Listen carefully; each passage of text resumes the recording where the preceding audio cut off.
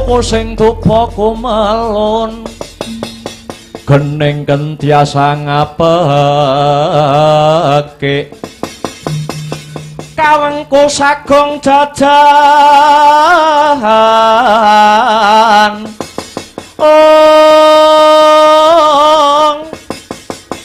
nanging sangetang iki pisang resi kaneka putra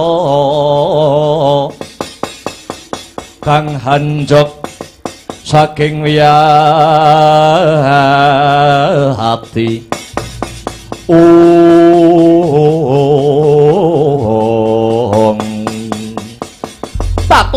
topat ya jagat dewa Bathara ya jagat pangestu ngoro aku Bathari Durga ya sang Bathari Pramoni kang wis nggawa bayi anake Janaka kang sarta anake Sidrasanala kang sarta ing dina palungguhan iki aku wis kelakon ana sak ngareping kawah Candra Dimuka geni kang mangalat-alat slendra kang dadi rasaku slendra kang dadi jiwaku bayi iki anake Janaka kelawan Sidrasanala bakal tak lebur sajroning kawah Candra Dimuka yen ora bayi iki dewasane bakal mbebayani tumrap Dewa Srani ya bayi anak Janaka lan anak Drasanala kelakon mati dina iki dipangan geni Candra Dimuka kowe nang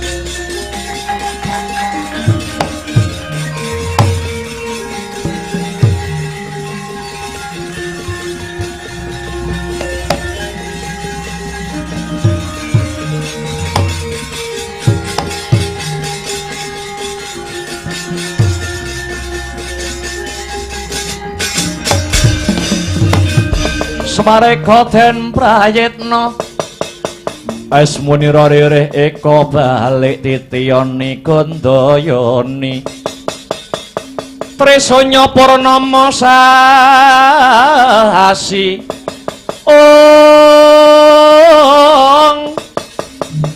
tresanya purnama sasi gilar-gilar semedining tengahing latar milangana lintang Bima Sekti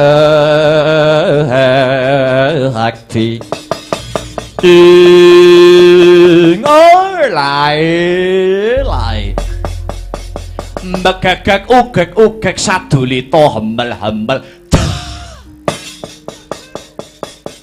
pranyata Gusti Maha adil marang umate jabang kang isih abang bayi sing durung kelepetan ing dedosan lah kok wis dicemplungke ana geni murup tujune kok ana Semar ya aku bakal ndedonga marang Gusti kang murbeng dumadi supaya geni Candra Dimuka ora mateni kowe ning geni Candra Dimuka dadi sumbering kekuatanmu.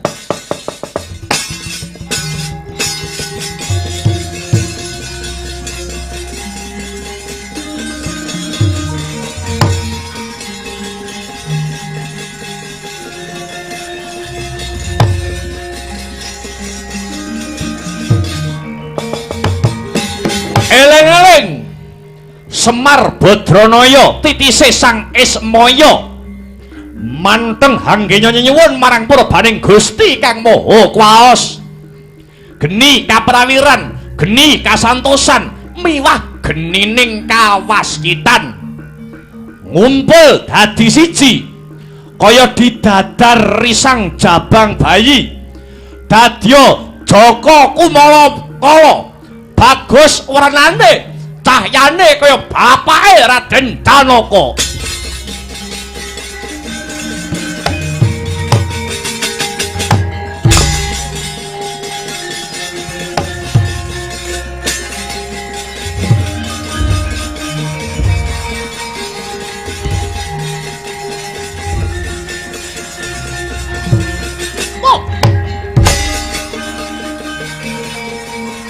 Wah.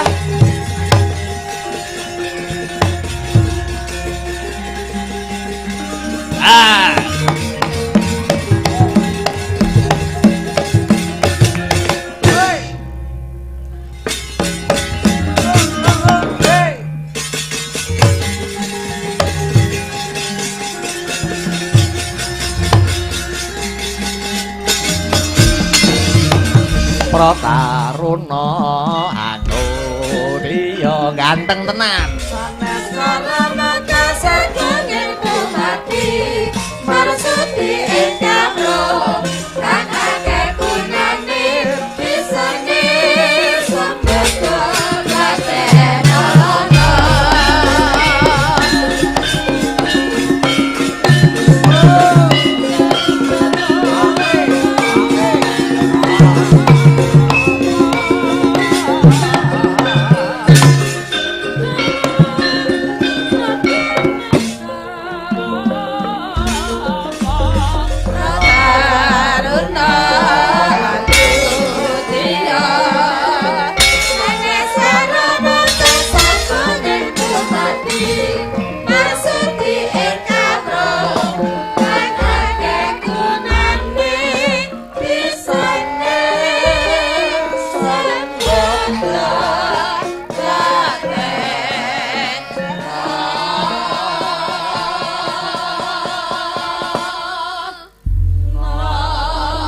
Ngosek iki sapa lan iki mapan ana ngendi?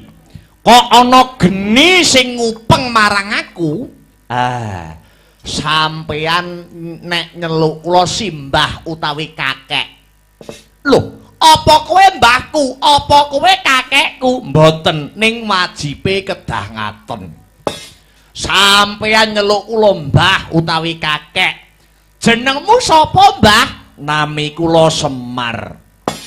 Lah yen aku sampeyan durung duwe jeneng. Lho, lah yen ngono aku ya paring ana tetenger to, Mbah. Aku jeneng ana, Mbah. Nggih. Gandeng sampeyan saged dewasa, gandeng sampeyan saged gedhe awit didadar saka wisa-wisane geni sineksenan jagat sak isine. Sampeyan kula paringi jeneng Wisanggeni.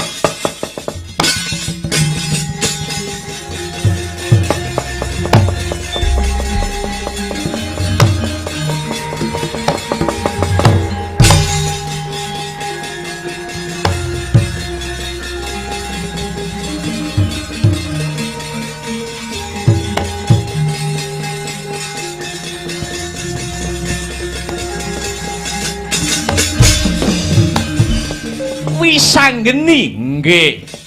Mosik. Lah kok aku mapan ana kene? Bocah kok cerdase wis kaya ngene. Kene anakku tak sekolahne kok panggah pekok ae. Mriki niki jenenge Kawah Candra Dimuka. kawah candra dimuka. Papan paukuman, papan pidana kagem tiyang-tiyang ingkang nandhang luput. Oh ngono, Mbah? Nggih. Ngosik. Kae kok akeh men wong disiksa? Nggih. Kae kok ana kumpulane wong-wong nganggo blangkon, nganggo beskap, nganggo jarik. Ndase dikepruki nganggo watu, ndase didaduk-dadukne ana watu. Kae sapa, Mbah? Niku yoga. Lah kok dikepruki watu? Nika yoga sing seneng batalne tanggapan dadak. Nggih ngaten nika. Lah kae ana neh, Mbah? Pundi? Kae kok ana wong sanggulan, wong nganggo kebaya, nganggo jarik. Tangane diranting nganggo wesi disoki nanah dikoki geni sing panas. Kae sapa lan dosane apa? Nika sinden segene nglarani wong lanang nggih ngaten nika.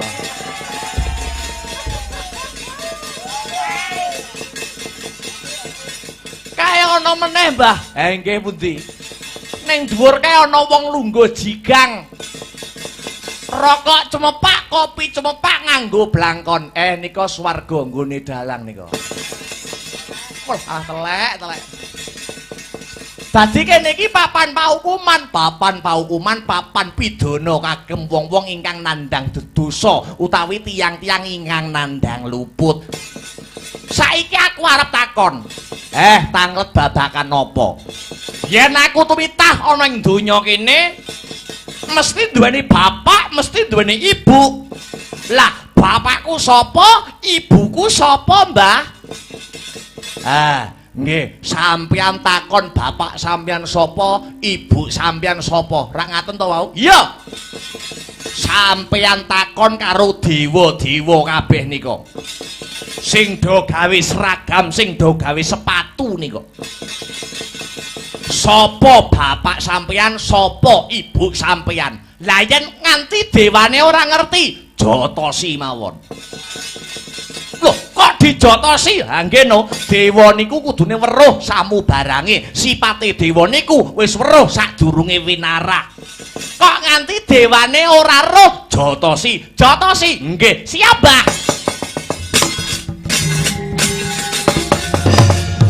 Mutiar kowe dewa.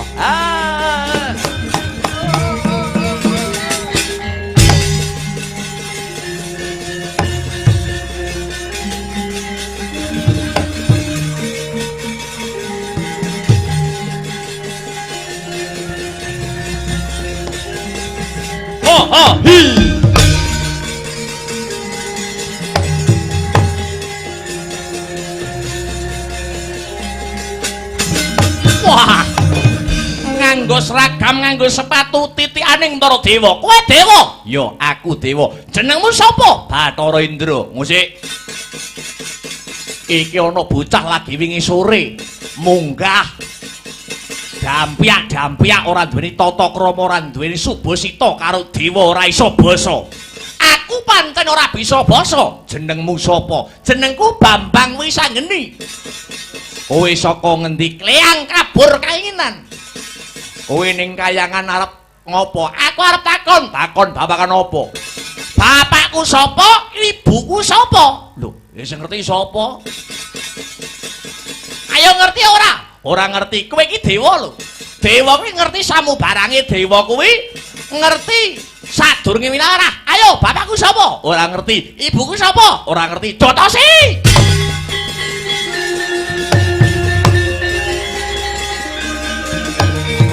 Wah! Hei! Oh! Ayo! Oh, hai! Oh, ayo!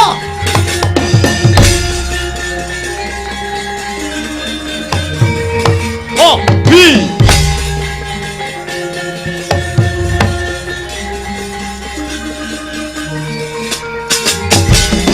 Wah!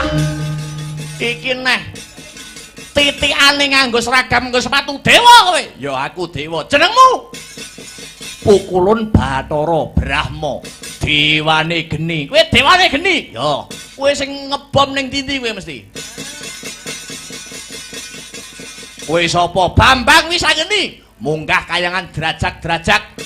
Ora nganggo tata krama. Kowe arep ngopo? Takon bapakku sapa? Ibuku sapa? Ora ngerti? Jotosi kowe. Kowe iki piye to iki? Wong kenal lagi iki, ketemu lagi saiki. Ngerti-ngerti kok takon sapa bapake sapa ibuke. Wah, iki mesti putune wong kucluk iki mesti. Ayo ngerti ora? Ora ngerti. Ngerti bapakku karo ibuku? Ora ngerti. Jotosi.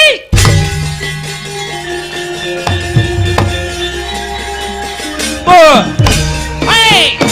Oh! Oh! Oh!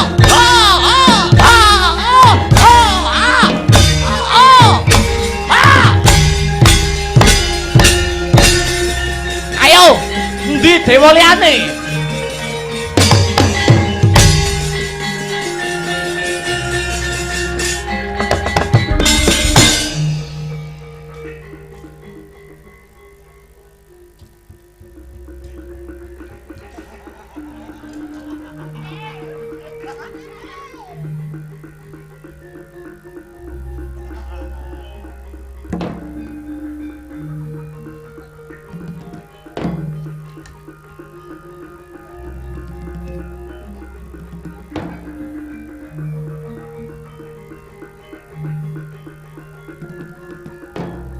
Ayo dolanan apa iki? Dolanan apa iki?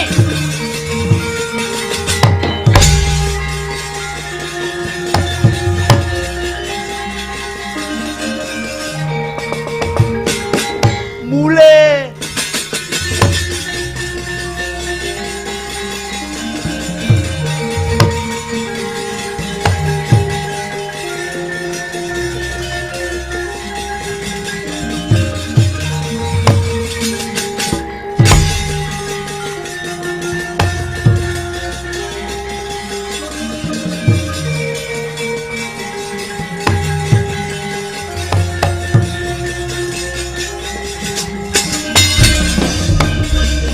Om Malik Nam Hasto nama Sidim sekaring bawana langgeng Durga Pramoni. Kula dawuh pukulun kayangan geger. Kayangan ketaman goro-goro kagiri-giri. Mubal endute si Belegedaba ngakak galak kumitir petite Sang Hyang Nagara Jakarya bingung bilunglungan para Hapsara miwah Hapsari. Tak kira prakara apa tirmene jebul ana bocah wingi sore kang ngamuk punggung Suratamtaha mapan ing kayangan Suralaya. Dewa-dewa padha diajar, dewa-dewa diantemi, dewa-dewa dijotosi aji ngajar kewan. Durga kula ngendhawuh, kewajiban ulun wis rampung. Kewajiban ulun mun paring perintah kelawan Bathara Brahma kon megatne katresnane si Janaka kelawan si Bathara si Batari Dresanala yen ana mogane lakon yen ana ora trimane ana manungsa ora trima awit saka pegate si Janaka kang sarta Dresanala kuwi tanggung jawabmu ora tanggung jawabe Bathara Guru kang cekak cukupi tanggung jawabe Bathara Guru kuwi amung megatne katresnane Janaka kelawan si Dresanala lantaran Bathara Brahma. Sajake bocah kae ora narimakake. Mangsa Baranga Bathari Durga anggone murba kang sarta misesa.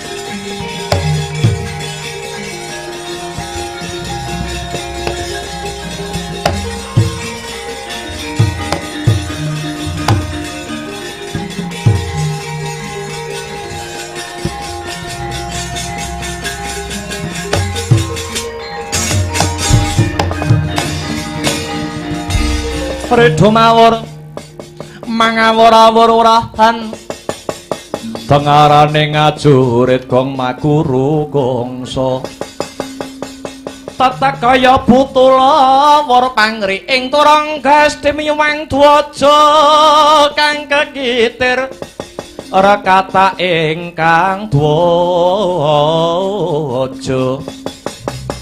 dwaja lelayu sebit ing wanter timbalan Maduka Sang Tandya Bathari Durga hamiji kula pun bocah temenggung saking Dandang Manguri ana kewajiban tumrap jeneng kita wonten dawuh menapa ingkang kedah kula tindakaken ing sekawit aku wis perintah marang prajurit Dandang Manguri dina iki Janaka kelakon kapegatake kelawan Dresanala Kalamunta ana babahang layone jujul Hanusuli yen tok ana sing ora narimakake pegate kelawan Janaka lan si Dresanala prajurit Dandang Manguri kang kudu ngrampungi karya mula kae ana bocah wingi sore ngamuk punggung Suratamtaha dewa-dewa dipala gantang kayangan digawe pengewan-ewan sajake bocah kae ora narimakake pegate Janaka kelawan si Dresanala mula prajurit Dandang Manguri siagakna rampungna bocah kae niki ngestokaken dawuh aja nganti tunda Bima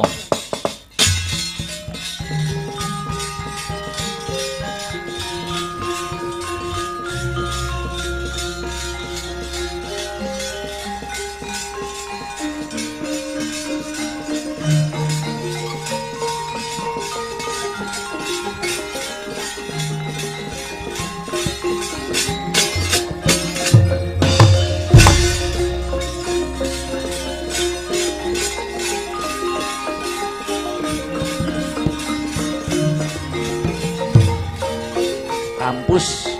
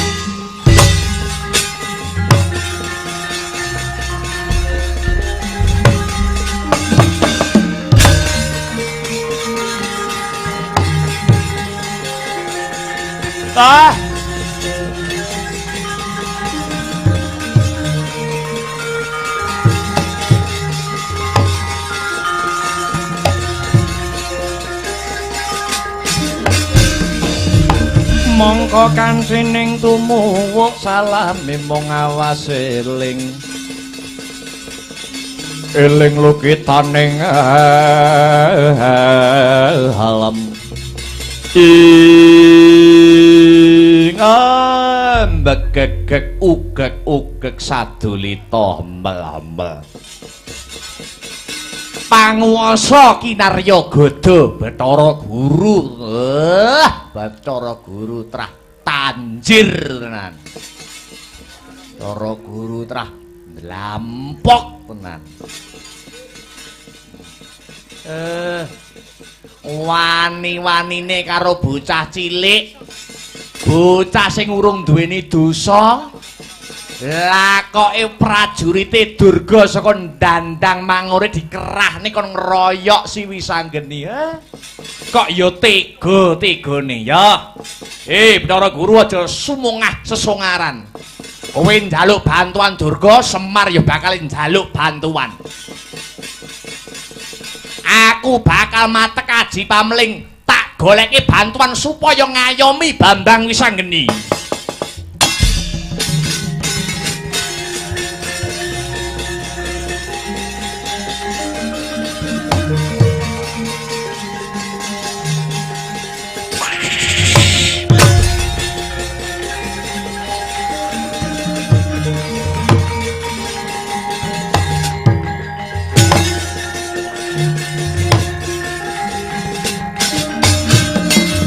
Andedel gayung kekono Risang Ramandaya Patyana Yaksa Kungkang Rama namane wil katak sini jejagi troning ware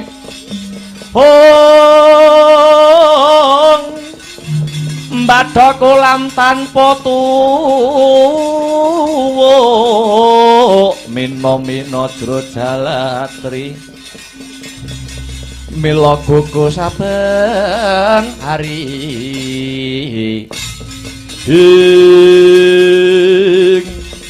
wanter timbalan paduka Sang Kyai Semar Badranaya pamong ing tanah Jawa hamiji dhumateng Anoman ing kendhali Sada utawi Kundalini wonten wigatos ingkang pundi Hanuman Sumedya ngangklungaken jangga hanilingaken karna mentas sabda-sabdanipun Sang Hyang Ismaya.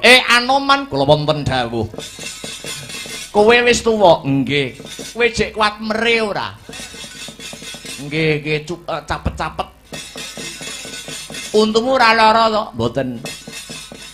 Nek jek nggo mere kuat? Nggih. Tasih kiat nek nyokot mboten kiat. Kowe nyokot ora kuat? Nggih, kuwate ngemut.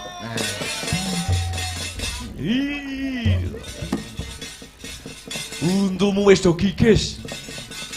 Ora yo keri kabeh. Kula dikengken napa niki Kyai? Kae anake bendaraku Raden Janaka Panengah Pandhawa Satriya ing Madukara kang patutan karo putri Swargadahana kang sesilih Dewi Dresanala. Anake wis diwasa jenenge Bambang Wisanggeni. Bambang Wisanggeni arep dipateni karo prajurite Betari Durga saka Dandang Mangure. Awit Bathara Guru dipengaruhi karo Betari Durga. Dresanala kon megatne. Jandara Janaka kang sarta Dewi Dresanala dikon pegat merga anake Durga sing jenenge Dewasrani ngesir karo si Dresanala. Lah iki ngesir karo sing duwe bojo iki wis bahaya. Tenan bahaya tenan. Bahaya nggih. Tapi tantangan tapi. Lah yo marai elek. Bantunen bocah kae. Bocah kae ora duwe dosa, bocah kae isih suci. Mengko nek dikeroyok pasukane Durga, ora wurung to making pati aku njaluk tenaga kang sarta pikiranmu. Nyuwun pamit duga-duga ginawa. Hati-hati aja nganti keri sekono. Hanuman malumpat sampun Rateng witing Nokosari.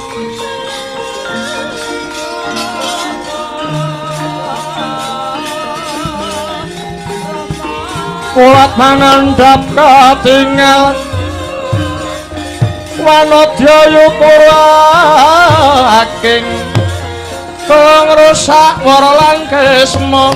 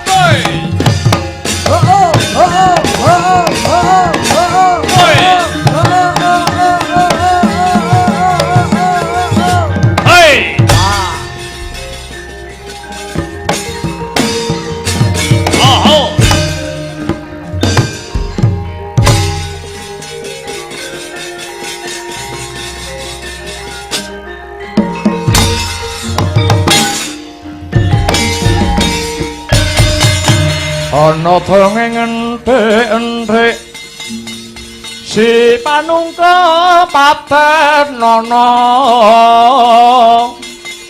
panungkul apa dosane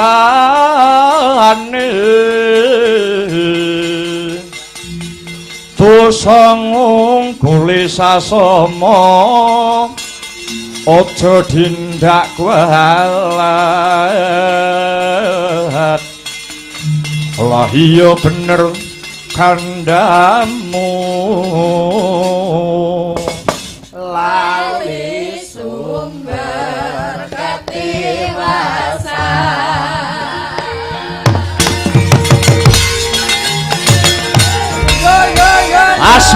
Mas miber panonku pating kalebyur durung sanggonku yai dalem saka ndandang mangore kepapak ana wanara kusika seta tegese kethek wulesi putih yen bisa tata jalma manungsa ngaku sapa sing dadi aranmu wanara tambo marang aku ya aranku Anoman Rama Ndayapati pah jenenge loro ya Senggana malah 3 Maruti 4 bali takon 5 lah basa kupingmu ku takon to takon Dik tampo marang aku kekeseti Tanjo Bathari Durga saka ndandang mangore aranku tumenggung Salokat Katut Barat yo nyimpang ngiwa utawa nengen sumedya laku marang menyang endi goleki manungsa sing jenenge Bambang Wisanggeni anake Janaka Kang Sarta Dewi Dresana saka Kahyangan Swarga Dahana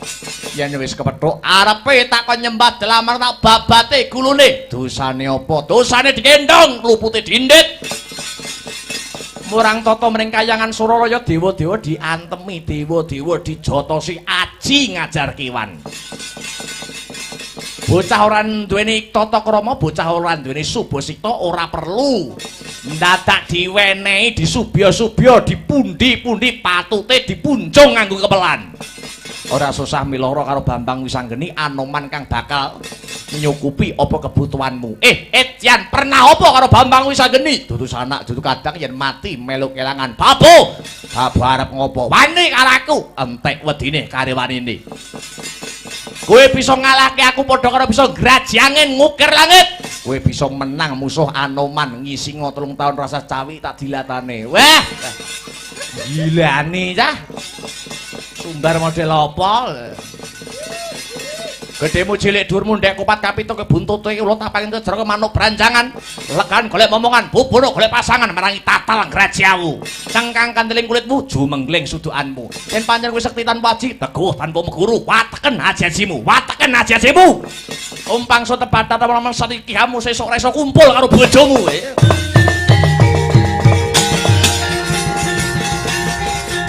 oh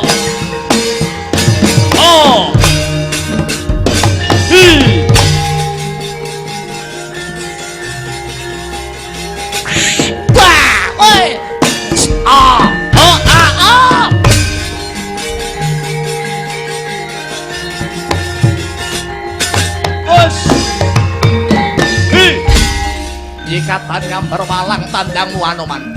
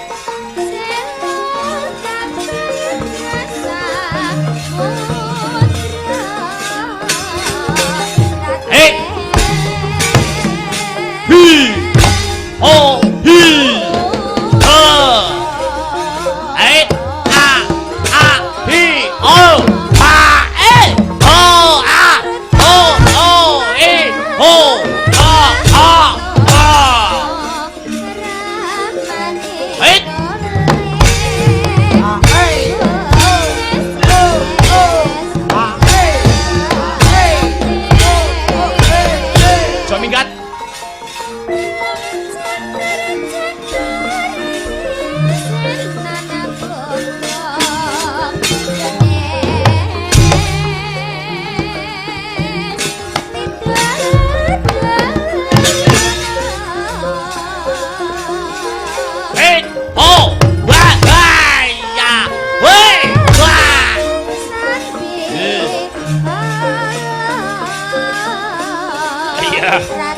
Mati aku orang. Hot, ai, hi, ho, het, wi, ha, he, a, ha, hi, ho, ha, hi, ho. Pedan, oi, ho, ha, a, ha, hi, ho.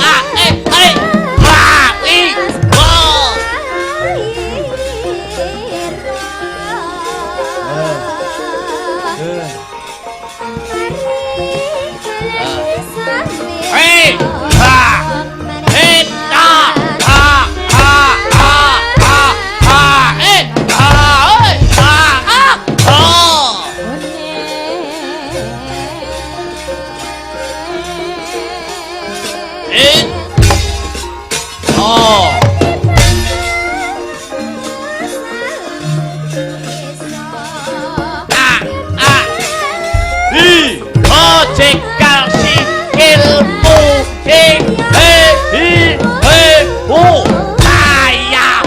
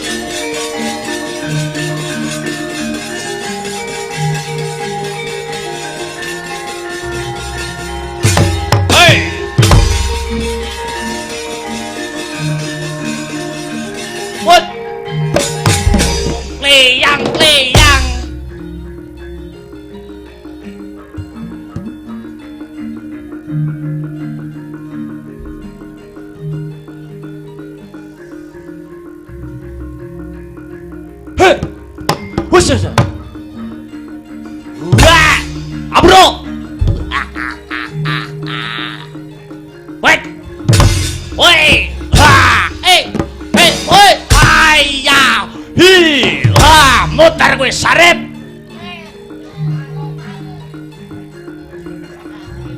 Anoman no sarip.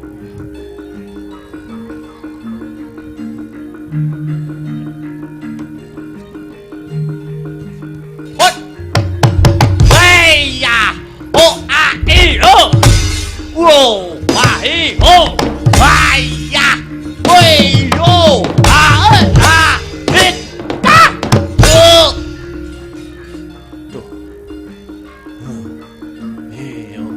Yo. Hei, tuh. Hei, hes, hei. Hei, po. Hei, ha, o. Hei, ya. Oh.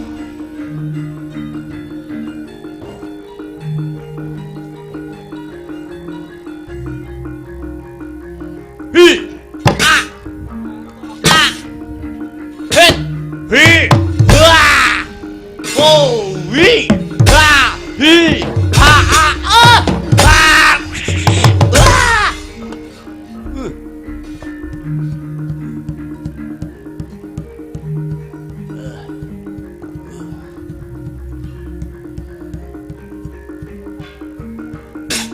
Loh, loh.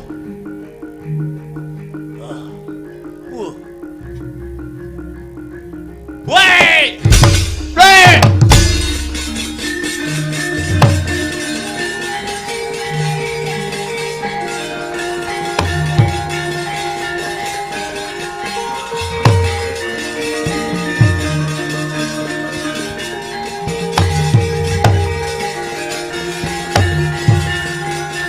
Boy!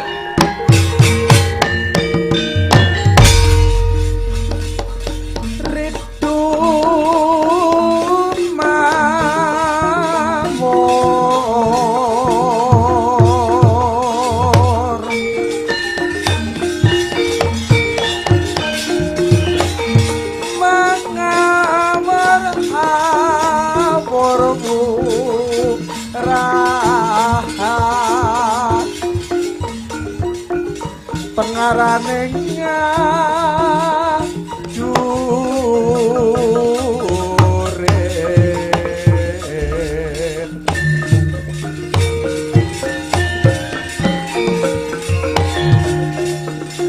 Kemak guru gongso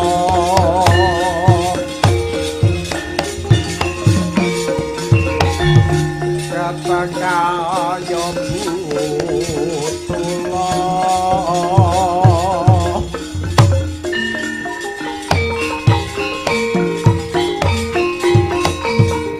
war panggriting turangga esti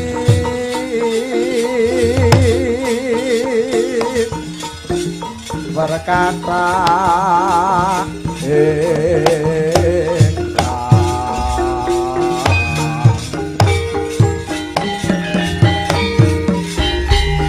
Waja lelayu sapi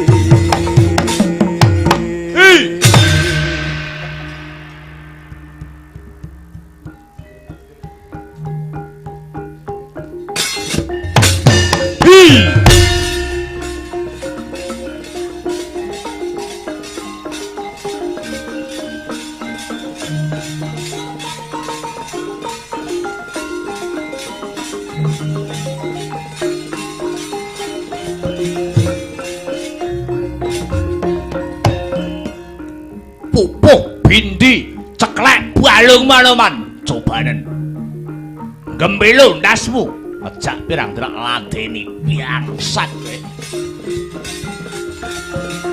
Oh hei hei what ho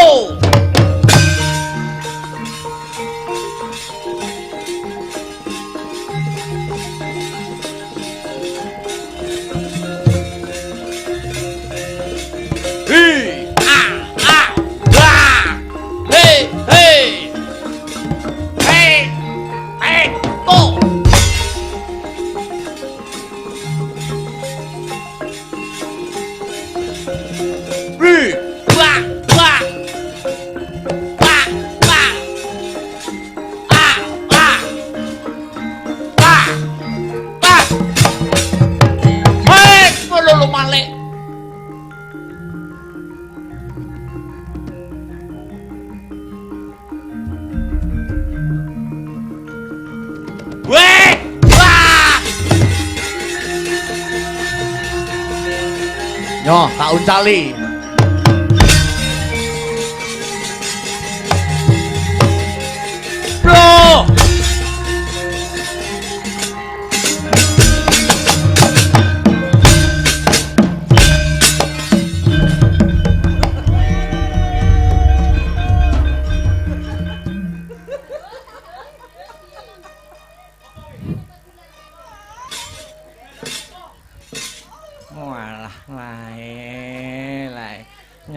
gawe rung payu kok wis kekepruk godo modar le. Ra payu dagangamu ngger. Malah nduk.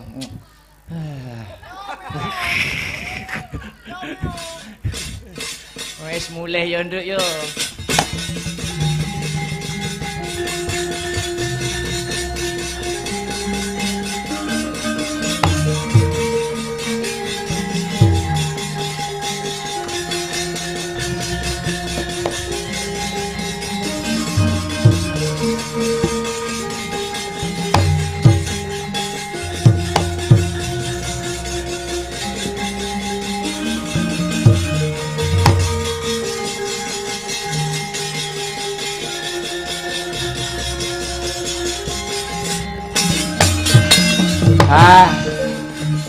Kurang siji. Kabeh dewa wis tak antemi, kabeh dewa wis tak jotosi, Mbah. Kirang setunggal. Sapa? Tetungguling para dewa, ratu-ratuning para dewa, dewaning dewa. Sapa kuwi? Pukulun Bathara Guru ya Sang Manikmaya. Ya nganggo seragam, mboten titikane mboten nganten. Titikane Bathara Guru ratuning para dewa kuwi titikane piye? Pokok angger tangane papat nggih niku. Niku tetungguling para dewa. Sampeyan tekoni. Sapa bapak sampeyan, sapa ibu sampeyan? Yen ora ngerti, jotosi sami kalian dewa-dewa sanese. Jotosi.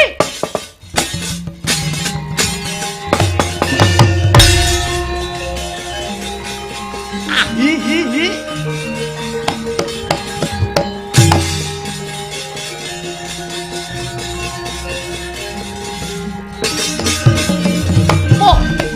Siji, loro, telu, papat. Lah iki ratune dewa. Bathara Guru kowe. Kowe Bathara Guru. Edian. Karo tetungguling para dewa tek ora ndene tata krama, ora ndene yuda negara. Kowe sapa? Bambang Wisanggeni, satriya kleyang kabur kanginan. Dewa-dewa padha mbok antemi apa dosane Kang Sarta Lupute. Merga ora ngerti bapakku sapa, ora ngerti ibuku sapa. Kowe ratuning dewa, kudune kowe luwih wasis, kudune kowe luwih besus tinimbang dewa-dewa liyane. Ayo. Kowe saiki ya tak takoni. Sapa bapake Wisanggeni, sapa ibuke Wisanggeni? Aku ora ngerti. Lak-loke sak dosamu kowe.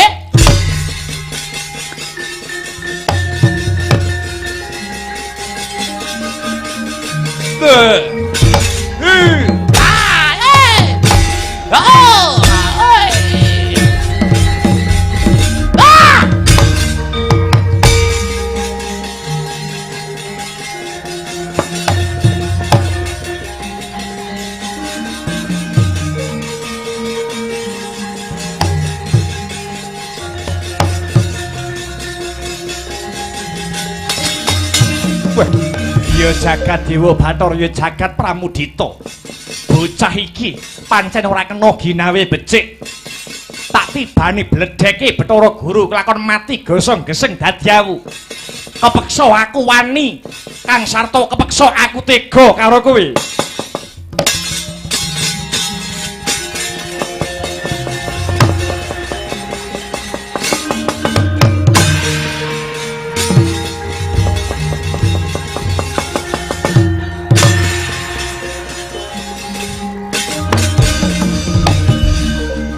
Ngadeg kowe, mati ngadeg jare sapa? Ayo, ruyukan Wisanggeni.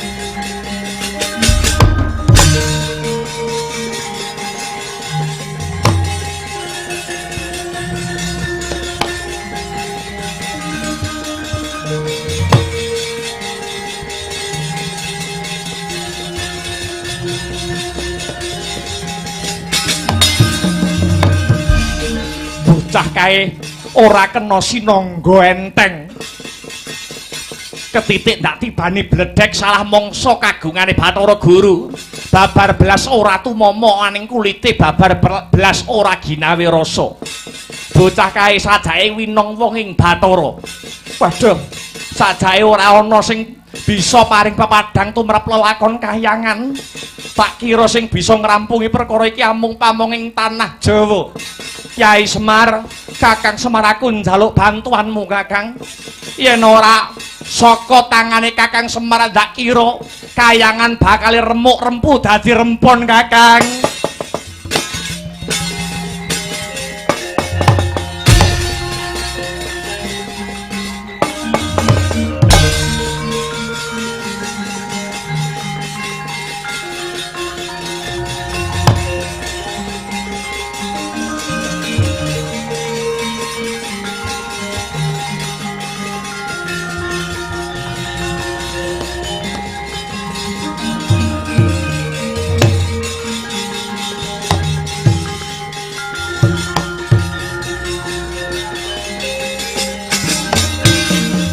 Pabantuk payune ngalah ya tumilah mangolah ilmu bangkit mikat rah manguput kukutaning jiwaku. Iki Manik Maya sing mrepeki Semar Badranaya ana apa Guru? Kok sajak duwe perlu ndengaren kowe ngampiri Semar ana apa? Kowe iki tak titeni kok.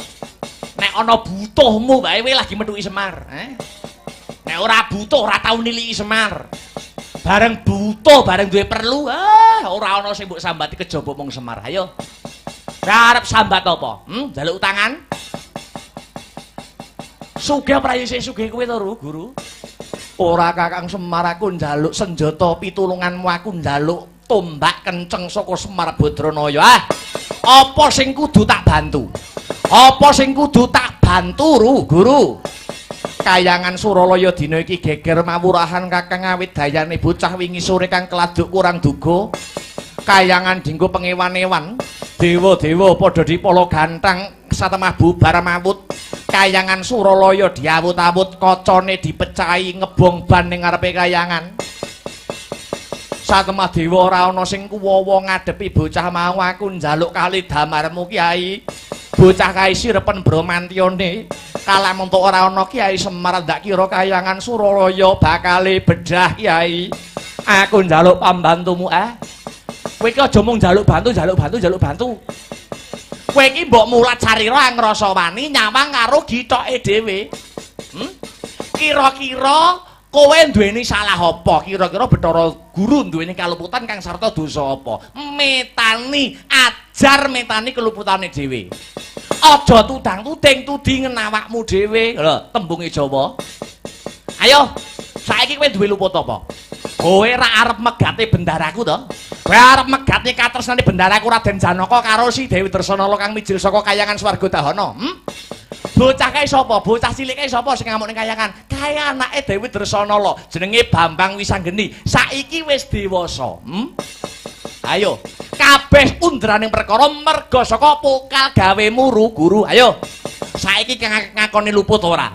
Saiki ngakoni salah ora? Yen ora ngakoni luput, yen kowe tetep merengkel, tetep ngeyel arep ngrabekke anakmu si Dewasrani karo Dresanala ben bocahke tak umbar. Aku ora arep paring pambiyantu. Ben kayangan arep diawut-awut Wisanggeni wis ben. Dewa-dewa digo keset dase ya ben. Semar ora melu-melu. Iki perkaramu dudu perkarane Semar. Waduh, Kyai.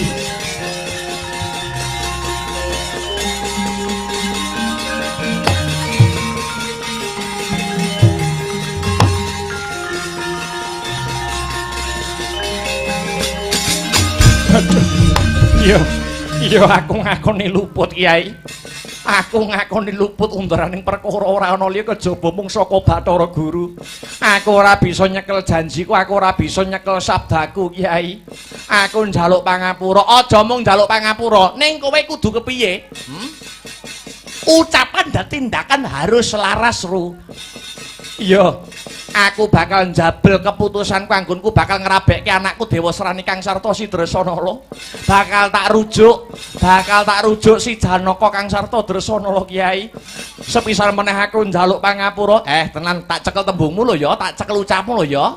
Kowe ora arep ngrabekke anakmu karo si Dresanala ora.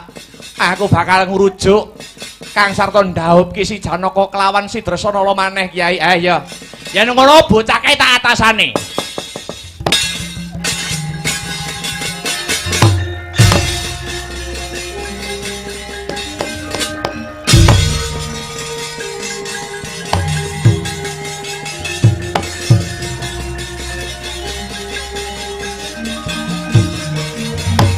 mawut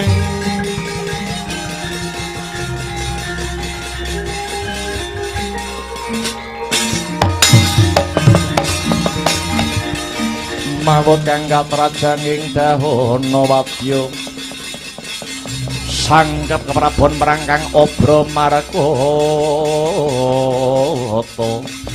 ing Bathara Guru ora kuwawa nandingi kasektenku nggih wis saiki aku mung bakal balik ana ing babakan kawitan Tudana Marajaba Tudana bapakku kang sarta ibuku Kyai Semar Badranaya nggih bakal kula paringi duduh sinten bapak sampeyan sinten ibu sampeyan bapak sampeyan manggene mboten teng kayangan mriki lho lah banjur bapakku mapan ora ngendi bapak sampeyan menika panengah Pandhawa sing kekasih Raden Janaka utawi Raden Arjuna mapane wonten Madyapada kasatriyane namine Madukara yen ngono aku enggak temokno karo bapakku semangga kula aturi tut wuntat kalian tindakipun Semar Badranaya ayo aku melu kowe Kyai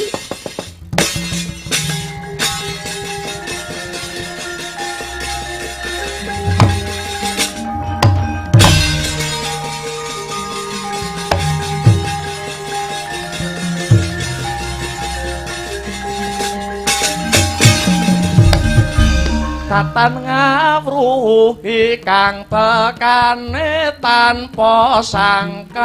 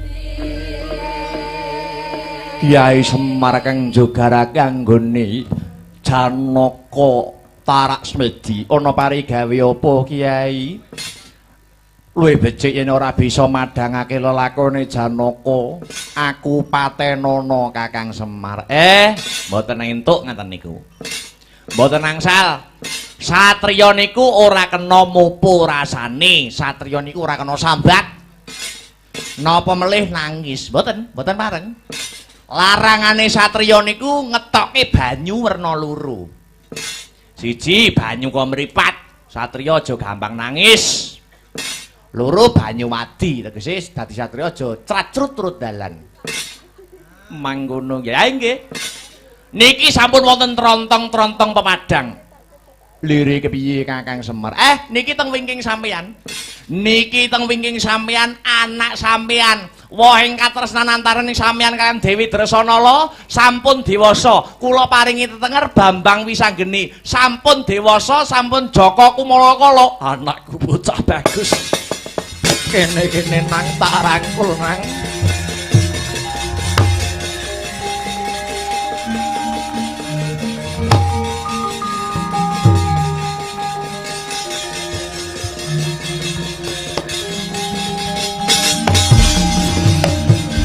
Bektiku katur bapa.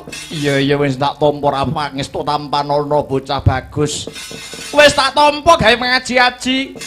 Anak anonganin dito bisa mikul dhewe mendem jero asmane wong tuwa. Ndak kudang besok gedhe apa wae kang dadi panyuwunanmu bapakmu bakal minangkani le bocah bagus.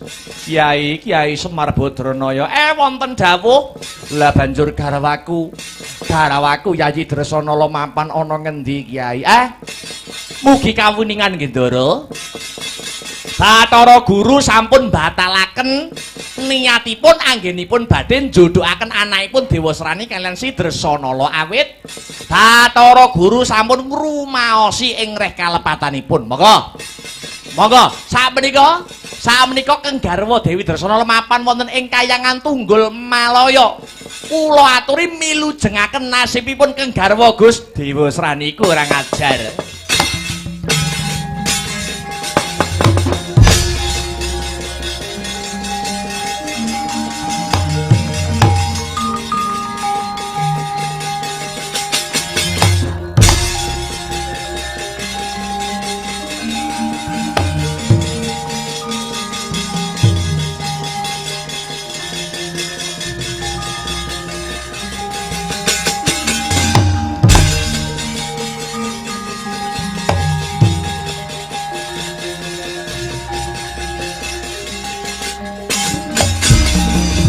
Sugih aku timbang Janaka, bagus aku timbang bojomu. Ayo gagah aku, tambanono brangtaku wong ayu. Para diage ladenono pun Kakang Dewasrani ora sudi. Aku wis patempo ya ora bakal ngladeni wong lanang liya kejaba mung Pangeran Janaka. Aja ngremehke Dewasrani. Yen kowe ora gelem ngladeni Dewasrani, apa kala tak ruda paripeksa dene. Pangeran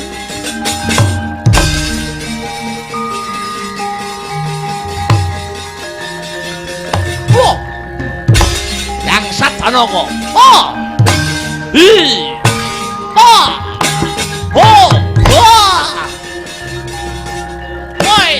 lo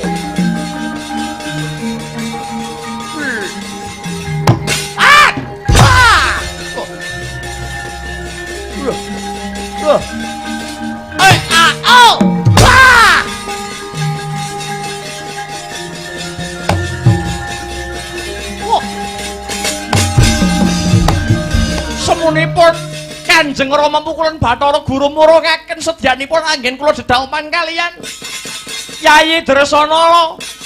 Janaka ngrebatken garwa Dresanala Kanjeng Ibu.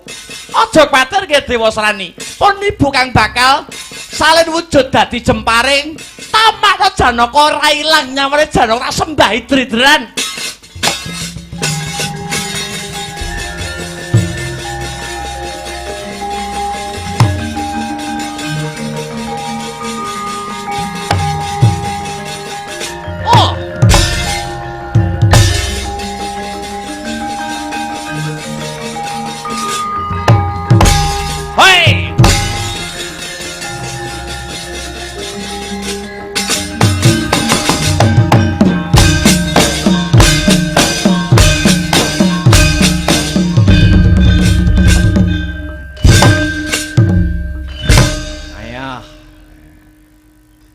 Polah piye? Ingin piye? Bola bali bola durga kok nggawe perkara, Kapok ora? Aku lho Pakapura ya, aku lho Pakapura. Bola bali raimu to. Mesti gawe geger, Kowe njaluk tak racikne sing kenthel piye, Yah meniki enak-enake gurih-gurihe lho. Mo Kyai, mo kae minggat ora? Ayo, minggat ganggu ndaraku Janaka.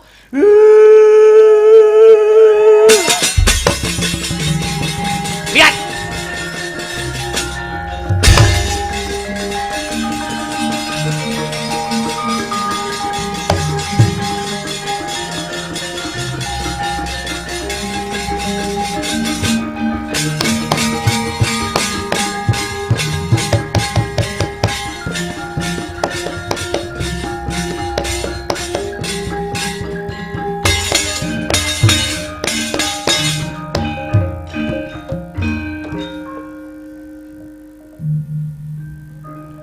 sangsaya dalu araras abyor kang lintang kumedhap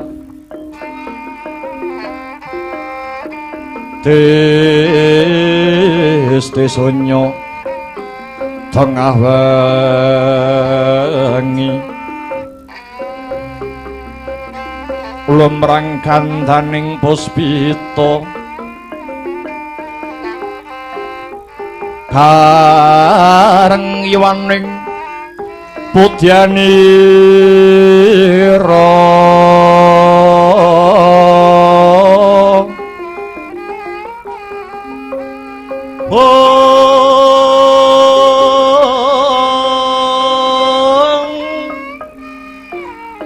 sang Dwijawara ambrengen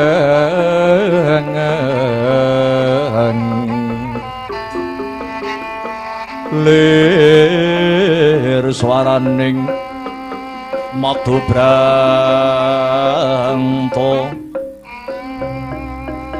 manung sungsarining kembang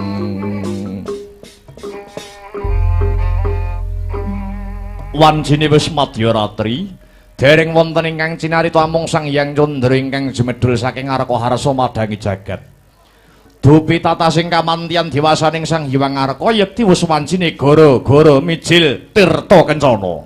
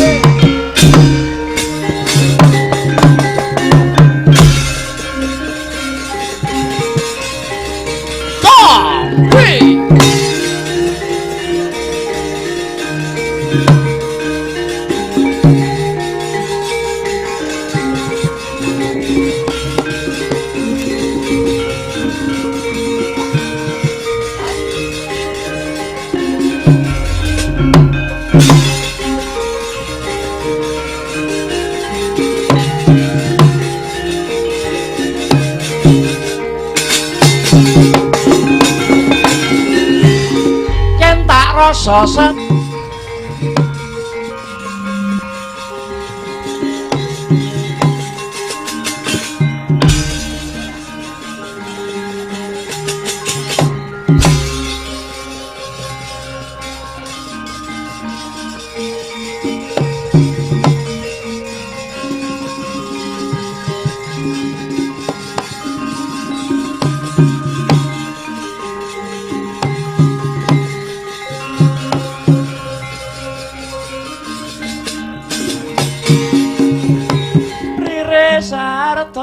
alwonuting ranu tersing karsani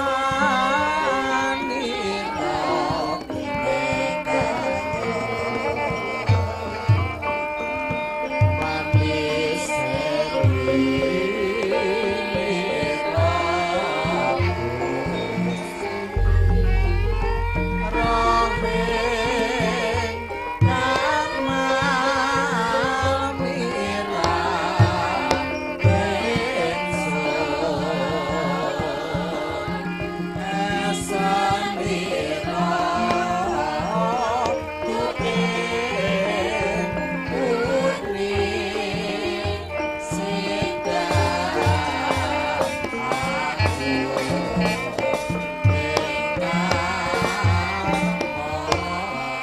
Dimas Sayarjuna kula wonten dawuh Koko Prabu Ndarawati amiji dumateng Kang Rayi Panengah Pandhawa Panarjuna. Kembang rawat-rawat ujare Mbok Bakul sinambi wara. Kabar kang sumebar pawarta kang warata ngandharake yen to ing ripalungguhan iki anakmu Bambang Wisanggeni wis diwasa. Kang sarta duweni gegandengan asmara. Sajake anakmu si Wisanggeni wis diwasa manjing ana ing jagating katresnan, jagating asmara. Malah kabar kang liyan ngandharake kalamun to anakmu Bambang Wisanggeni gandeng kelawan putri saka pertapan Cemara Gading Atmajane Begawan Jayeng Sabda kang sesilihe Endang Jayeng Resmi.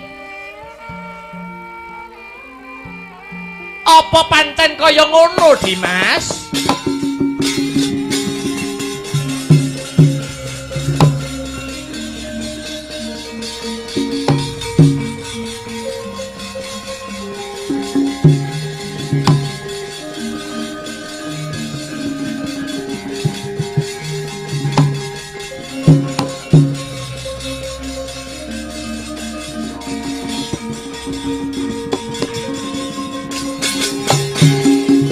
Molat Mara Sang Harjuna Esmunira kamanungsan kasarepan tingkaing mungsa ing waduh Koko Prabu Ndarawati Kang Rayi Madukara kok malah dereng dungkap kabar punika.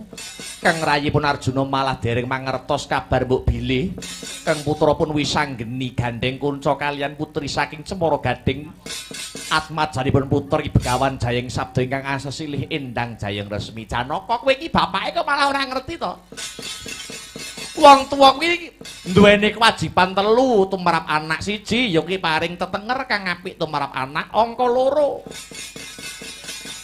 Ya kuwi nitipake anak marang pawiyatan sak dhuwur-dhuwure kang angka 3 ya kuwi ngrabekke nyang anak angka 1 kang sarta loro wis kok sembadani anggonmu paring tetenger kang sarta nitipake anak marang pawiyatan. Lah kewajibanmu tumrap si Wisanggeni kurang 1 jangkepno sampurnakno ya kuwi ngrabekke Wisanggeni. Mula ayo lononan lumaku pun kakang banget ora negake nasibe si Bambang Wisanggeni. Ayo nemoni anakmu Wisanggeni jeneng sira Yayi Arjuna kang duweni kewajiban ngrabekke nglamarake putri marang si Wisanggeni ndodhokorine nginang jambe kang sarta suruwe. Sumangga Koko Prabu kula dherekaken Kyai Semar.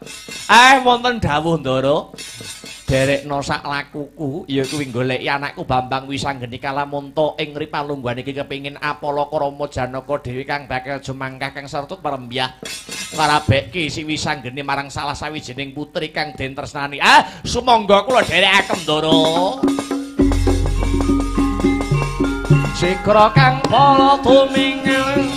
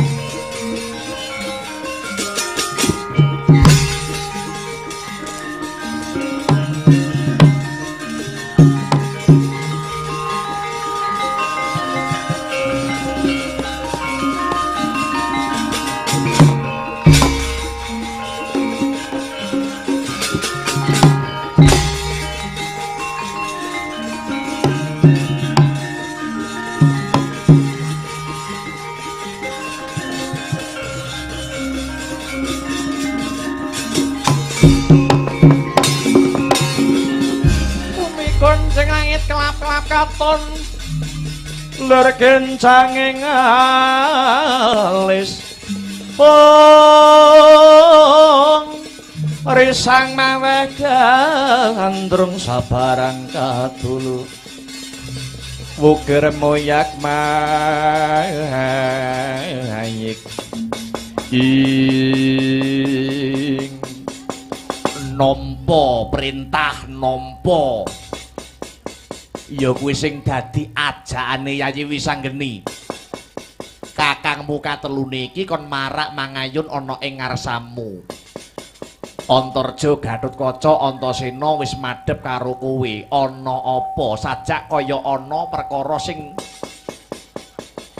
perlu pambiyantumu kakangmu katelune iki. Marakandha yen ana reruwet mbok menawa kakangmu bisa ngudari kalamun ta ana pepeteng kakangmu katelune iki bisa madhangake le Wisanggeni. Ayo Wisanggeni kandha sajarwa apa sing kudu dibantu karo kakangmu katelune iki ya le. Kowe wis pirang-pirang makaping-kaping bantu karo kakang-kakangmu mula genti tepuk tangan budi saiki kowe arep njaluk pambiyantune kakang-kakangmu.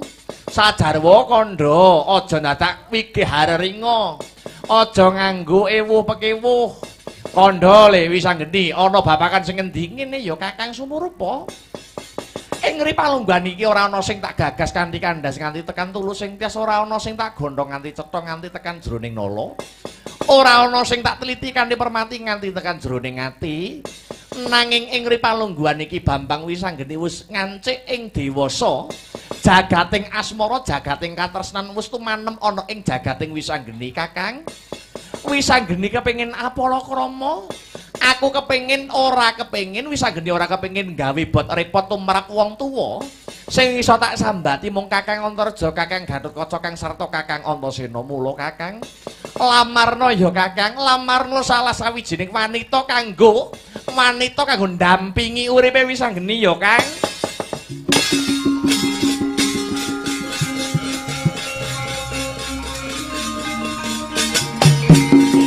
Kagyat risang api rangu rinanggul kinempit kempit dosang retnaning bawana ing wanita ngendi kang mlebu ana atimu Wisanggeni? Iya wanodya ngendi kang gumana musik ana telenging batinmu Wisanggeni? Cah wedok endi le? Kakang-kakangmu kang saguhang nglamarke le Wisanggeni. Ora ana sing tak tresnani, ora ana sing jiret sajroning sanubarining Wisanggeni kejaba wong putri saka pertapan Cemara Gading. Atmajane Begawan Jayeng Sabda kang sesilih endang Jayeng Resmi. Kalamun to kakang-kakangku bisa nglamarake, Wisanggeni ngaturke panuwun kang gedhe ya Kang. Lungguh kang jenak, tunggunen ana kene. Kakangmu pringgondane kang bakal ngebun-ngebun esuk udan-udan sore lumarap ana ing pertapan Cemara Gading le Wisanggeni.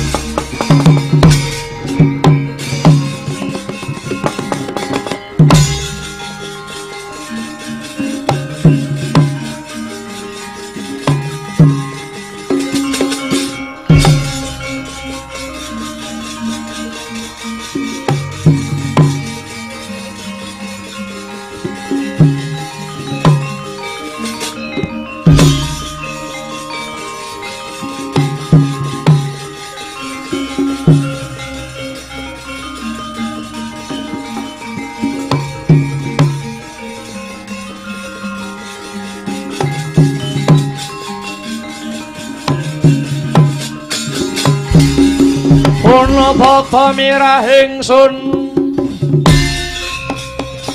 Prekaten pas pokong mijil tubuh dahat tanpa karya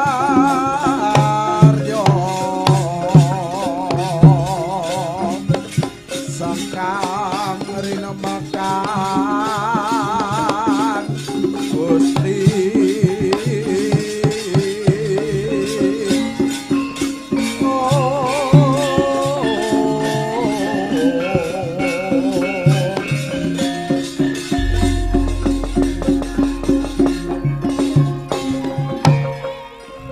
Yuwang Suksmana mangadi luwih payungana marang panjenengan ingsun. Anakku bocah ayu Jayeng Resmi. Apa bapa Jayeng Sabda?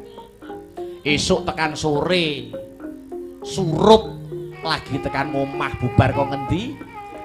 Umbah-umbah bapa, aku ngrumangsani urip ana desa. Kanjeng Ibu wis sedo. Ora ana sing ganteni kewajibane, ya mung kejaba anake wadon aku Jayeng Resmi bapa. Anak Anung Anindita bisa mikul dhuwur mendem jero asmane wong tuwa. Umurmu ki pira to, Nduk? Dalem. Umurmu kuwi pira? 20 ora iso ana to, bapa. Apa kowe ora pengin rabi? Apa kowe ora kepengin palakrama to, Nduk?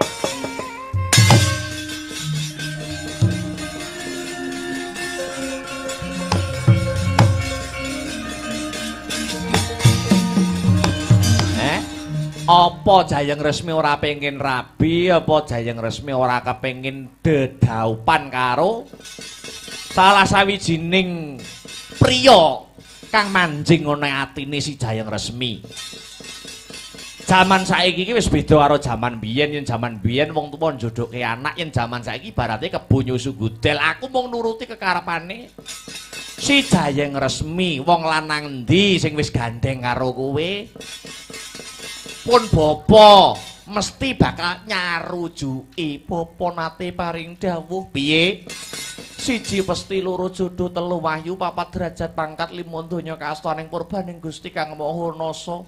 Yen wis pancen dadi jodhone ora kurang jalaran kok bapa. Bapa aja bingung, bapa aja susah. Yen wis pancen pinesti dadi jodhone, wektune ngepasi tak kira ya ora kurang jalaran bapa.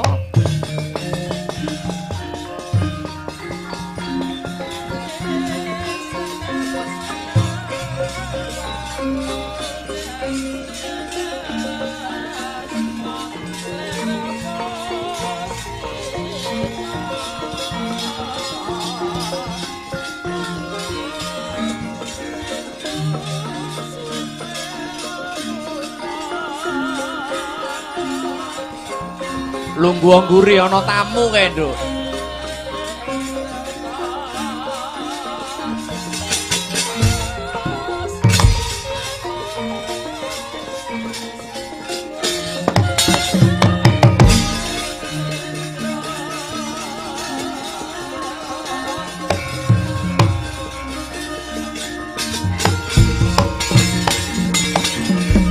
Rekata sang Gatut Kecatinon mapak Araka Suta.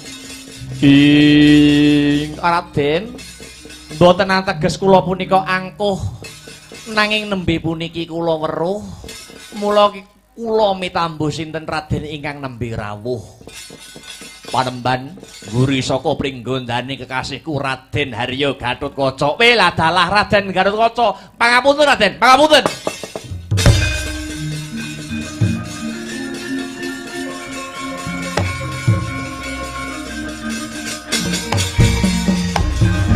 Kula asring sanget lho Raden, kula asring sanget ningali panjenengan menika tampil wonten ing layar kaca. Iya.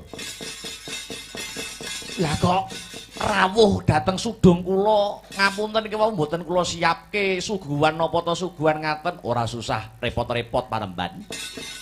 Aku ning kene nggur apa butuhe. Lho lajeng Aku bakal ndodho koringinang jambe kang sarta suruhe.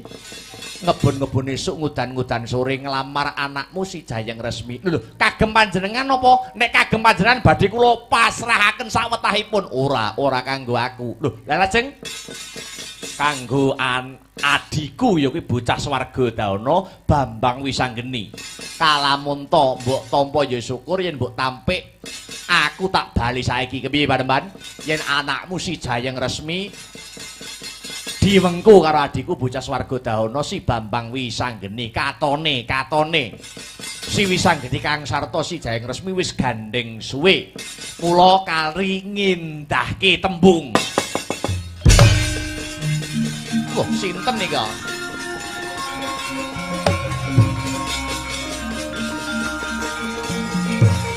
Oh!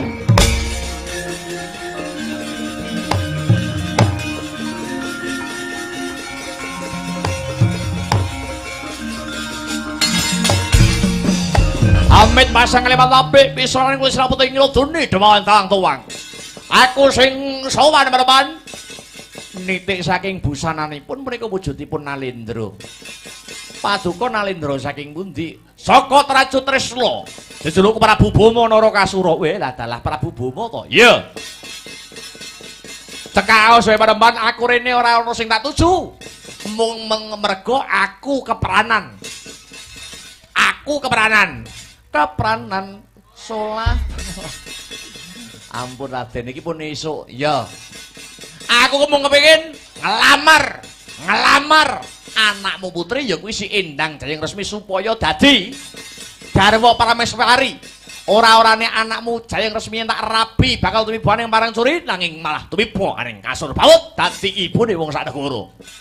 Menawi kula mireng-mireng boten kurang anggen kula kulak pawarta adol pangurungu paduka menika warat Prabu Bama Narakasura sampun kagungan wujudipun garwa nuwun inggih menika Dewi Agnyonawati. Wong sugih kaya aku, wong kondang kaya aku duwe bojo siji kurang. Mula aku pengen ganepi uripku, aku kepengin ngayunake anakmu si Endang Jayeng Resmi sampun wonten ingkang kepalang rawuh langkung rumiyin ketimbang panjenengan. Lho, sapa? Raden Garutkaca saking Pringgondani. Gatotkaca meneh. Etyan-etyanan. Metule.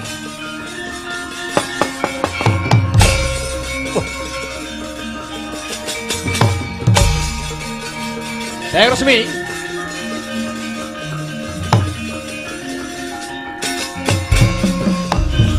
Donya geger wong lanang geger ki adate mung perkara loro. Siji mafil butun, angka loro wa matah tal butun. Siji perkara weteng, loro ngesore weteng. Lah iki lho. Rebutan sing pengen ngerabi kowe. Bambang Wisanggeni diwakili sing nglamar Raden Garutkaca kang sarta Ratu Traju Tresna Prabu Bama Narakasura pun bapa kudu tumindak piye? Esuk sore ya bisa mboyong Jayeng Resmi yen bisa mujuti syarat-saranane utawa pitukone. Pitukone apa Jayeng Resmi? Cupu manik gambar bumi.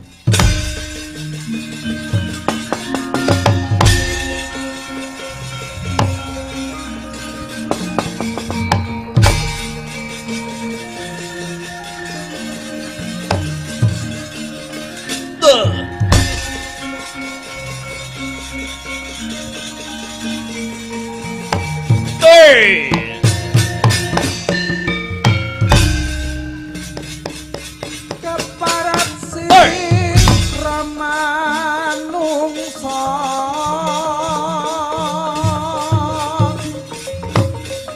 wanita ndeng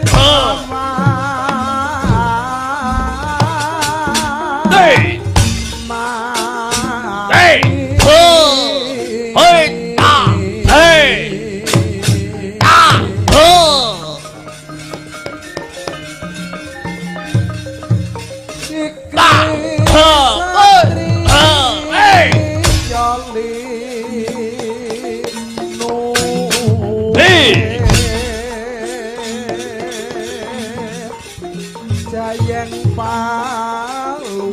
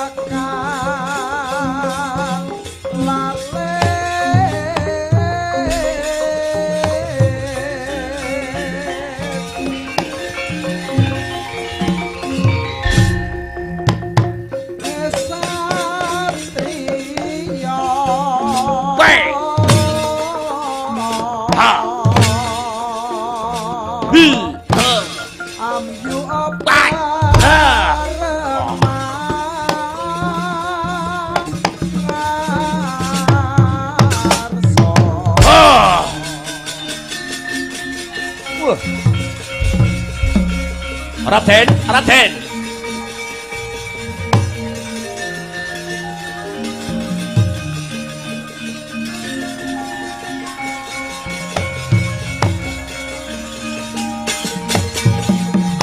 Pandita Kinarya Wangsit pindha kumbang ngajab sarining tawang ing piye Panembahan Begawan Jayeng Sabda ngeboti wisanggeni apa bocah Traju Trisna bocah-bocah dengkelmu mlocot kuwi karo kakange bocah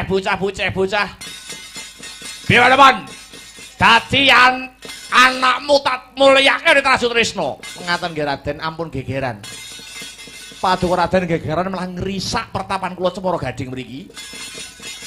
Lah piye? Kabul kawusanane ki piye, Panembahan?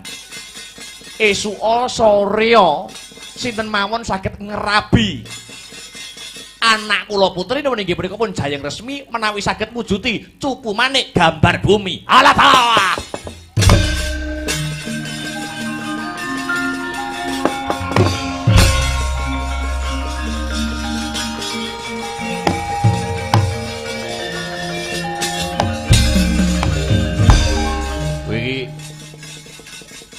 Nampik panglamarku secara alus ngono apa piye? Lho, kok saged ngaten maknanipun?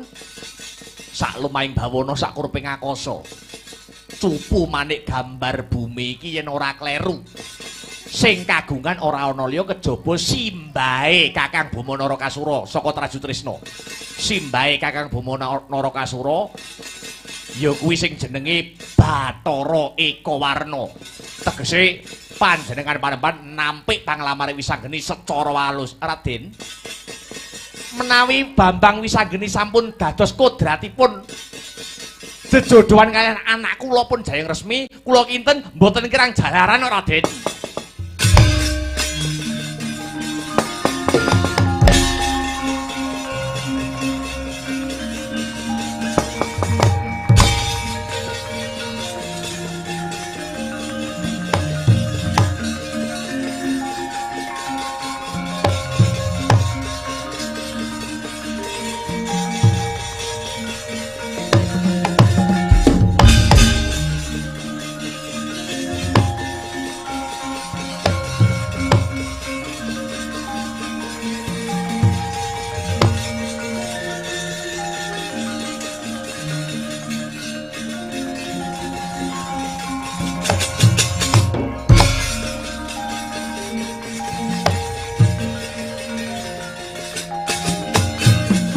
Manggahan terus sumbar lindu bumi kunjing ing piye Kakang Gatut ditampa apa ditampik piye apa wis ana kabar pawartane anggone Siadi Yayi Garukaca marak lumarap ana ing pertapan Cemara Gading piye kabare piye ditampa apa ditampik panglamarmu karo Begawan Jayeng Sabda Kang ngene yo Yayi Wisanggeni Kakang Antarja Kang sarta Yayi Antasena aku wis kasembadan marak mangarsa lumarap ana ing pertapan Cemara Gading ketemu kelawan Begawan Jayeng Sabda tinemune jebul sowanku iki mau kedadak ana babak anglayane jujul hanyusuli ya kuwi Kakang Bima Narakasura saka negara Traju Trisna kang uga bakal nunggal tekad nunggal sedya kepengin nglamar Endang Jayeng Resmi. Lho Kakang Bima ki wis duwe bojo, mula kuwi Wisanggeni.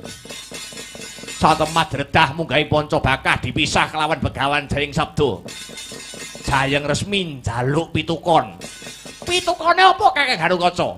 Cupu Manik Gambar Bumi. Kamangka sak ngertine Garukaca Cupu Manik Gambar Bumi kuwi sing duwe sing kagungan mung Bathara Ekawarna. Bathara Ekawarna kuwi simbahe Kakang Bima. Tegese panglamare si Wisanggeni tampik nanging secara alus. Aja mopo rasamu Garukaca. Sejatine iki sing duwe Cupu Manik Gambar Bumi kuwi simbahku ya kuwi Bathara Antaboga nanging sawetara wanci dititipke kelawan simbahe Kakang Bima ya kuwi Bathara Ekawarna. Lajeng pamrayoginipun kados pundi Kakang? Sadurunge Kakang Bima ngadhep simbahe Bathara Ekawarna tak disiki lakune. Aku sing iso ambles bumi tak sowan ning Bathara Ekawarna.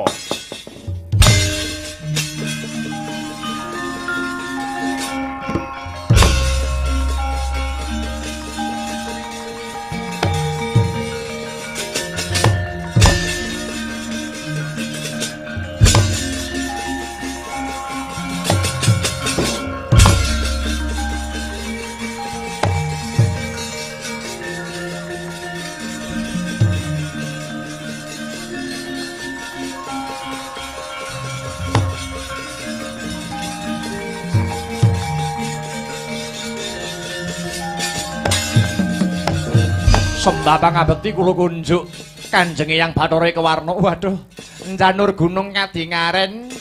Iki Antarja kang marak mangarsa ana ing kene. Ya wis ndak apa ora lewat pangestu Utamanana cah bagus. Sampun kula tampi Kanjeng Eyang. Kula tampi asta kekalih. Kula pundhing mestaka mugi handayanana kasantosan. Kok njanur gunung kadingaren kowe sowan marak mangayun ana parigawe apa? Kula badhe ngambil wujudipun cupu manik gambar bumi kanggo apa Antarja? Minangka serah-serahan temanten kang rayi kula wisanggeni kalian Endang Jayang Resmi kang mijil saking pertapan Cemara Gading. Oh iya, tak silile Antarja. Wong nyatane cupu manik gambar bumi iki sing duwe dudu aku nanging simbahmu ya kuwi Bathara Antaboga. Pancen tak kira wis titik kala mangsane cupu manik gambar iki tak balekke marang mbahmu Antaboga lumantar kowe. Nyuwun pamit Kanjeng Nyoh tampanana iki wujude cupu manik gambar bumi Antarja.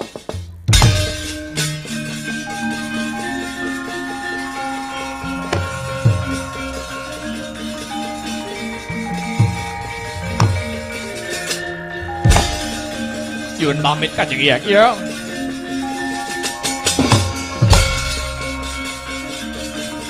Oh.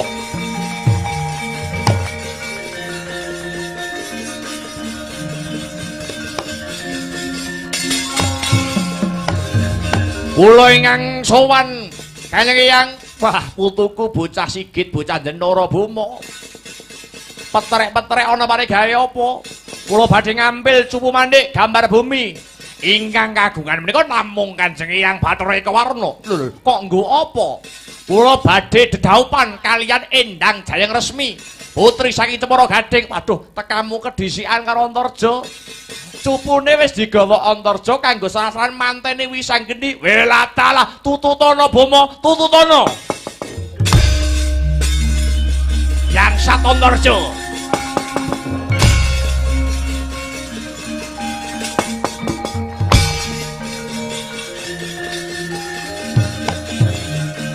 Menek.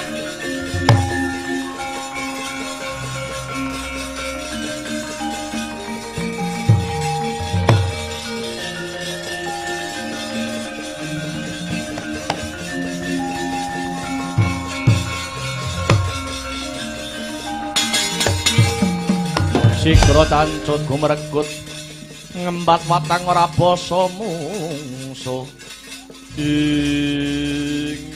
Cupu manik gambar bumi tak jaluk. Wis kadung ana regeman tangane Antarja tak nggo ngrabekke hatiku Wisanggeni. Kuwi nggone mbahku, sejatine mbahku Antaboga dititipke karo mbahmu Bathara Kewarna. Ora idep, ora gelem ngulungi cupu manik gambar bumi tak nggo rapi karo Endang Jayang Resmi. Aruta paripeksa ngejak pirang atine kowe.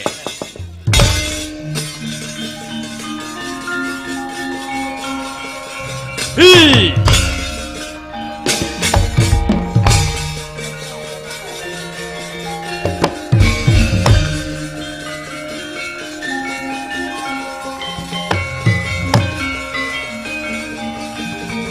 Boma, Boma.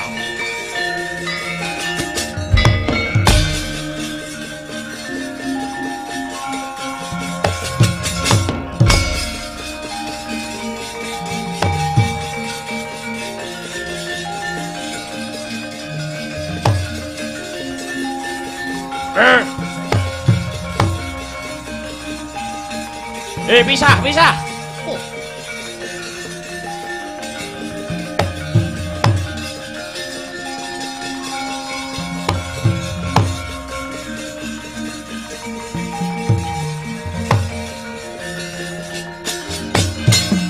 Dredah munggahe panca bakah ana apa iki?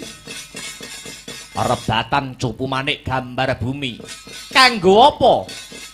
Kula ngampil wonten ing Bathara Kewarna kagem dedhaupanipun putranipun Paman Janaka niki Bambang Wisanggeni. Heeh. Ngelamar Endang Jayang Resmi putri saking Cemara Gading atmajanipun putri Panembahan Begawan Jayeng Sabda. Boma ya arep rabi meneh. Inggih Kanjeng Rama. Cupu manik gambar bumi dipun rebat kali Antarja. Ngusik to, ngusik. Dipecahke bareng-bareng. Wisanggeni kuwi lak urung duwe bojo. Lah karo kados mekaten. Buma wis duwe bojo urung? Sampun. Lah kok arep nglamar wedok neh? Tanduk. Oh, lah iki. Ngene Buma. Aku tak takon, sejatine cupu manik gambar bumi iki sing duwe sapa? Ayo, Pangsulana. Bapakmu roh lho, bapakmu sumurup lho babakan iki. Cupu manik gambar bumi sing duwe sapa, Bama? Simbahipun Si Antarja niku Bathara Antaboga. Lah iya, ning dititipke karo mbahmu Bathara Ekawarna. Wis, kowe aja menteng kelek mentang-mentang kaya perbatang. Munggo kaya gendhewa. Wis, Balya ana negaramu Traju Tresna. Ora sandadak duwe gegayuhan rabi meneh. Agnyana-wati ke openara sing gemati, Bama.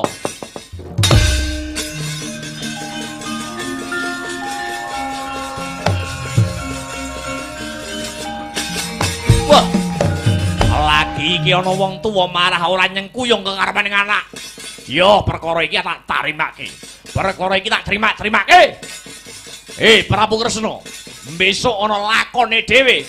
Besok ana lakone dhewe, bapak musuh anak, Kresna musuh Bama.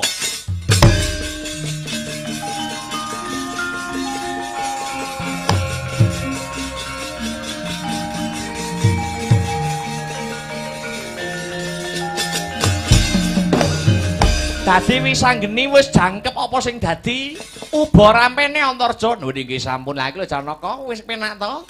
Ora perlu dadak nglamar kowe kali nyekseni rabine si Wisanggeni.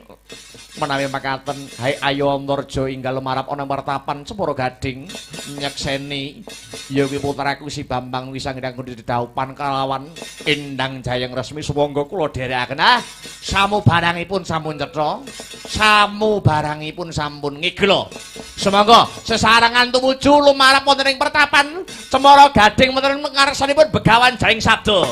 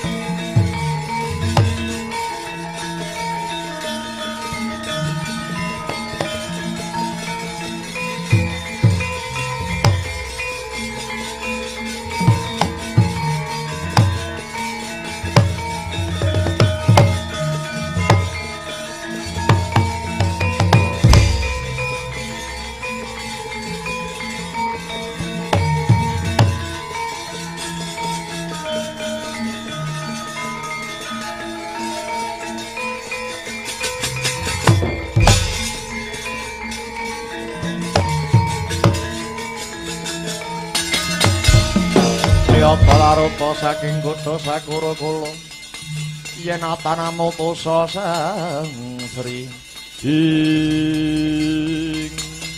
aku katuju Kakang Wisanggeni, aku katuju Yayi Jayeng Resmi, ju katuju dadi judune Raden Janaka sampun kasembadan ingkang dados gegayuhanipun Atmaja kula putri Jayeng Resmi kalian putra paduka Bambang Wisanggeni.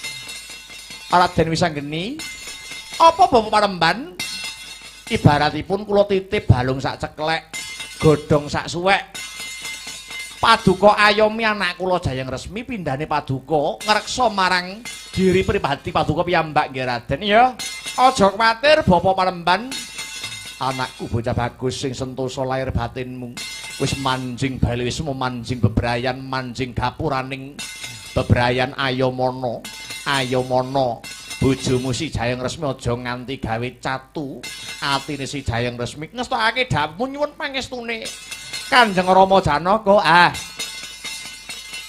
Bambang Wisanggeni kula nyekseni lairipun kados menapa sakmenika sampun ngunduh wong pakarti nuwun inggih punika sampun jinatu krama sampun kasembadan jinatu krama momongan kula Bambang Wisanggeni kadidene Nuwun inggih punika Kang Mas Muhammad Imron Wahyudi Kang sarta Mbak Vida Amelia Sari yang dipun sampun